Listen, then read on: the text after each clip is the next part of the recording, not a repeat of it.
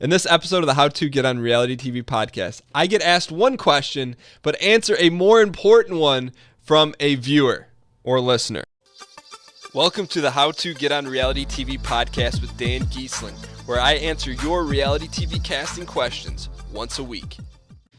Hey everyone, and welcome to the 35th episode of the podcast. Thank you guys so much for listening thus far. I've been getting some emails from people saying that it's the beginning of the end, or it's really by the time you're listening to this, it's the end of casting season for Big Brother in the U.S. And for those of you guys that made it pretty far, actually someone sent me a tweet. I didn't watch the video. I need to.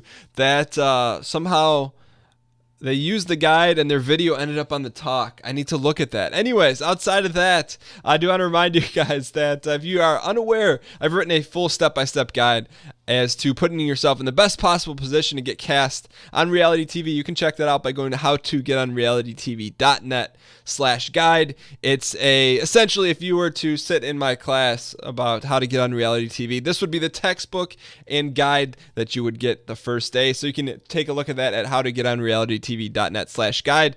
But we're going to go ahead and jump into the question this week from, I believe her name's Ruth. She didn't mention, but in the question, she asks a question, but opens up a can of worms with something else, and we'll get right into it after you hear what she has to say. Hi Dan, I was a big fan of you on Big Brother 10, and I think your podcasts are amazing. I have a Model Mayhem profile and a Stage 32 profile and various acting profiles. Is that the way that some casting directors find and recruit potential castmates? Or is it just best to apply online, since it's the way I have been doing for 6 years? Thank you. Okay, so I don't know if you caught the can of worms that I'm about to open, and it's a good thing. But before I do that, let me go ahead and answer her question. And Ruth's question was, hey, I have a Model Mayhem profile, a Stage 32 profile, which I knew what Model Mayhem was. I didn't know what Stage 32 was. I had to look it up. And other acting profiles. So I'm guessing that you're in the business in some form or fashion, whether modeling or acting or what have you. And she said, is this a good way to get cast on reality TV? And my answer to that is no. It's not a good way to get cast on reality TV. And here's the reason why. Will people get cast from that? Yes. So say, for example, a show on NBC needs a redheaded 6'5" dude to put on the cast. Can they find one that way? Yes, of course. What are the odds of that happening for you? Extremely, extremely small. Does it hurt you? No, of course not. Is it something you want to share when you apply for a show? Yeah, because I'm guessing the pictures of you on that site are probably some of the best photos that you've had taken of yourself. So that's a good thing to share with casting. But in terms of using a service like that solely for casting, or to rely on that for casting, I think, and I don't think that's what you're asking, I wouldn't do that.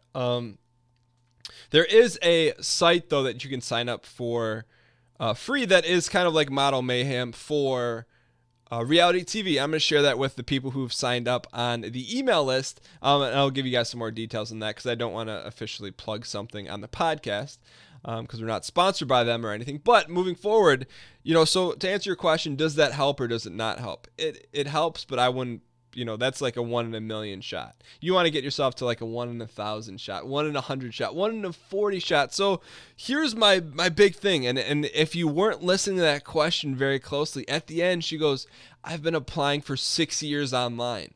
And the first thing I have to say is that's incredible. I don't say tenacity and stick-to-itness and staying focused and staying consistent. Now, so I want to commend you for that, but then I got to take something off the table. And this is a question I'm going to send back to you, Ruth, is, okay, in those 6 years of applying, have you heard anything back? Okay, because if I'm applying for a reality TV show for an extended period of time, like 6 years, and I haven't heard anything back in that time, not a callback, not a semifinal, I'm not saying you have to go all the way to finals and back, but if in 6 years you don't hear something back, it's time to tweak something. Because I'd imagine if you're applying 6 years in a row and you're doing the same thing over, nothing is going to change for you. So I would love to hear a follow-up question from you as to what has happened in that 6 years. Because in the event that you haven't changed anything and you haven't heard a call back, chances are in the future nothing is going to change for you. So the example I always use is Troy Zan from Survivor. It took him 10 years to get cast. But over that 10-year period of time, it wasn't radio silence. He'd been close one time. He had gotten a call back one time. One time he didn't hear anything back. So I just hope that somewhere in there, Ruth, you're getting some sort of feedback or some sort of affirmation that you're close or that you're on the right path. Because if not, and don't take this the wrong way, those 6 years have been good, but it's time to do something different for year 7. So, I hope this answers your question about the model mayhem stuff. But more importantly, I would ask yourself to take a look at what have you done over the past 6 years? What have you done different? What have you changed up year from year? And more importantly, which of those videos got you the success or got you the callback, and have you strayed from that within the 6 years? So while I know that wasn't your initial answer, I hope that you get some benefit, or your initial question, I hope that you get some benefit from this answer, and for other people too as well, because this is a question that I'm not sure that it's definitely hasn't been asked. I'm not sure anyone would ask this, but over an extended period of time, make sure that you're changing things up until you get a different result. And while that may sound, simple, I think a lot of people overlook that. You have to do something different if you're not getting the results you want. And for example, for you, that may be approaching it in a totally different story. Maybe you pitched a line as, "Hey, I'm an actress and a model." Well, that, in my opinion, is not one of the stronger casting roles or casting stories you can develop. There's got to be a whole lot more to you than that, even something you may not realize, but that is one of the weaker stories that you can pursue, because the chances are someone that's going to fulfill that actor or model role is someone that is pulled from that site. Not to say that it's not going to happen to you, but after 6 years of it not happening, let's change your story up and attack it in a different way. But Ruth, thank you so much for submitting your question. As a small thank you, we're going to send you a free digital copy of my story, How a Normal Guy Got Cast on Reality TV. And if you want your question, like Ruth's, inadvertently answered, you can submit your voicemail question by going to howtogetonrealitytv.net/ask. There is a tablet app, or you can do it from your phone, you can do it from your tablet, you can do it from your browser.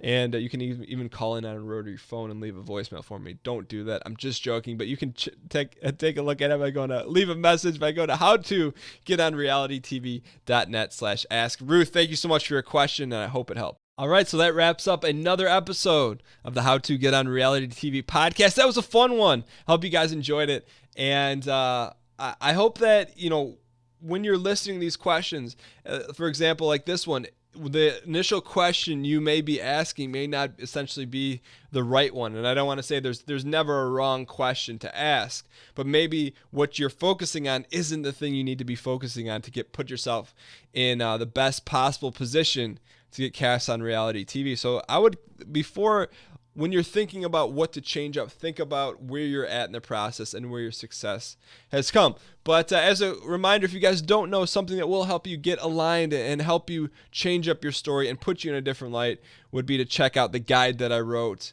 And you can check that out by going to howtogetonrealitytv.net/guide. It's the A to Z. It's the hand-holding. It helps you outline what is unique about you so that it may separate you from just being a model or just being an actress. Not that there's anything wrong with that, but in terms of a casting story, you've got to have a much stronger attack than that. So you can check that out by going to howtogetonrealitytv.net/guide. Thank you guys so much for listening. I will see you guys next week, and best of luck changing up your stories and getting ready for the next season of casting. I will see you guys on Monday. Later.